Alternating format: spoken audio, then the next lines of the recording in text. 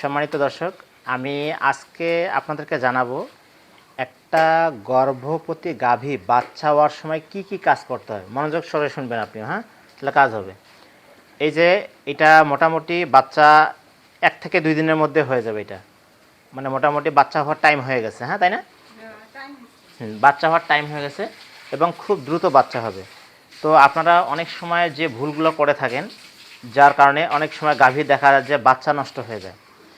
এই জন্য আপনি একটা বাচ্চা হওয়ার আগে যে গাভীর যে যত্নগুলো নিতে হবে সেটা মাথায় রাখতে হবে। মনে রাখতে হবে, অনেকে গাভী বাচ্চা দেওয়ার পর যে কাজটা করে, যে গাভী এখন বাচ্চা দিছে, এখন একটা বাচ্চা দেওয়ার টাইম হয়েছে এখন, তাহলে এখন আমাকে বেশি বেশি খাবার দিতে হবে, হ্যাঁ? এই জন্য অনেকেই করে কি বাহির থেকে অনেক কাঁচা ঘাস, অনেক বিভিন্ন ধরনের খাবার দেয়। এই কাজটা করা যাবে না।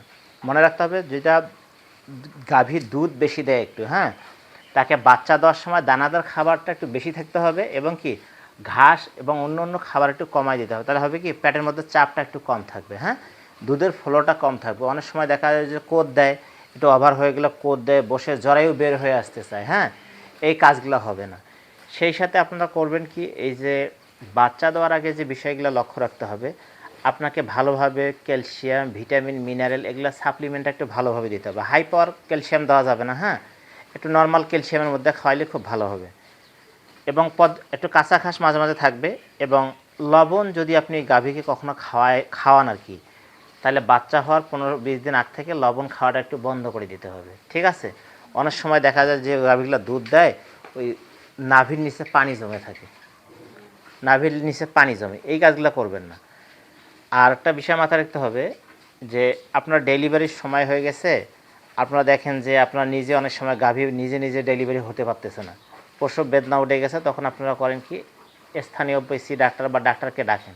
ডাকার পর সে বাচ্চাটা কিন্তু বের করে দেয়, বিভিন্ন হস্তাহস্তি করে বের করে দেয়। এই সময় আপনারা যে কাজটা করেন কি, দেখা যায় যদি ডাক্তার দড়ি চায় বা ন্যাকড়া চায়, আপনি যে কোনো ধরনের একটা দড়ি বা আপনার একটা গাভী বা অন্য ছাগলের দড়ি আপনি ইউজ করছেন, ওই দড়িটা আনি দিয়ে দেন।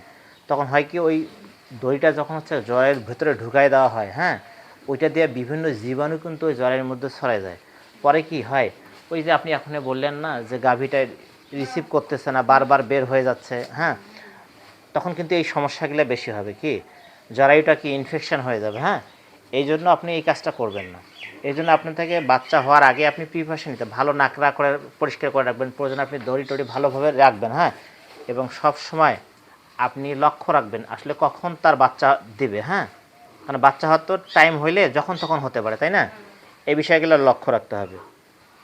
এবং সেই সাথে যে বিষয়টা লক্ষ্য রাখবেন, যে বাচ্চা যখন হবে তখন হবে কি, গাভীটা কিন্তু বেশিরভাগ একটু লেজটা একটু নাড়াচাড়া করবে, হ্যাঁ, এবং কি ঘন ঘন প্রস্রাব করা শুরু করবে। আপনার দেখলে কি একটু ঘন ঘন প্রস্রাব পায়খানা করা শুরু করবে, হ্যাঁ, এবং গাভীটা একটু স্থির থাকবে না, একটু ছটপট ছটপট করবে।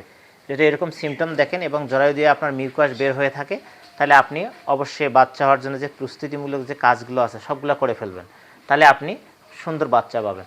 এবং সেই সাথে পরবর্তী যে কাজটা, বাচ্চা হওয়ার সাথে সাথে করে কি, অনেকে বিভিন্ন ধরনের বিষ, মানে কাটাখুরিয়া, তারপর বিভিন্ন গাছ অথবা বিভিন্ন ধরনের যে খুদের ভাত, এগুলা রান্না করে একবারে বেশ করে দেয়।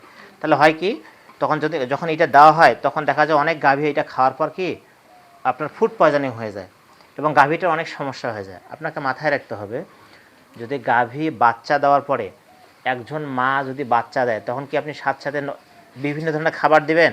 তাই কিন্তু আপনি স্ট্যান্ডার্ড খাবার, হ্যাঁ, একটু প্রোটিন ভালো পায় এরকম একটু খাবার, মানে নর্মাল খাবার আপনাকে দিতে হবে, যাতে কি তার পেটটা ঠিক থাকে।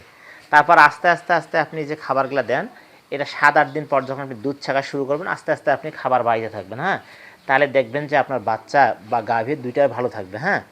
এটা যদি করেন, দেখবেন যে আপনার গাভীও সুস্থ থাকবে আর আপনার অন্য কোনো সমস্যা হবে না।